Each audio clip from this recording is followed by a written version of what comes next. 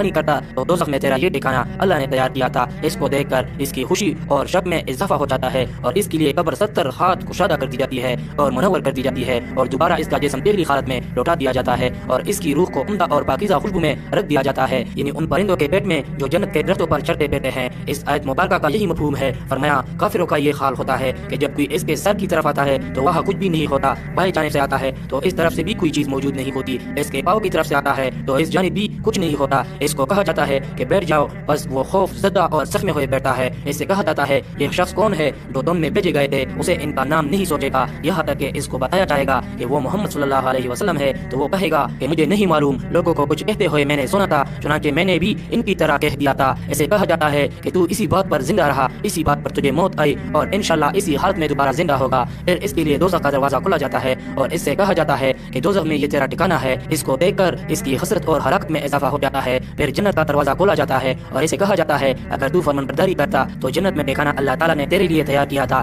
اس کو دیکھ کر اس کی حسرت اور ہلاکت اور بھی بڑھ جاتی ہے۔ پھر اس کی قبر اس قدر تنگ کر دی جاتی ہے کہ ادھر کی پسلیاں ادھر نکل جاتی ہے۔ اللہ تعالیٰ فرماتا ہے کہ جو شخص میری اس نصیحت سے اعتراض کرے گا تو اس کے لیے تنگی کا جینا ہوگا۔ اللہ اکبر۔ دوستو اللہ تعالیٰ سے دعا ہے کہ وہ ہمیں عذاب قبر سے محفوظ فرما کر نبی کریم صلی اللہ علیہ وسلم کی شفاعت نصیب فرمائے اور ہمیں نبی پاک اور ان کی آل پاک سے سچی اور پکی محبت عطا فرمائے۔ آمین ثم آمین۔ اللہ حافظ۔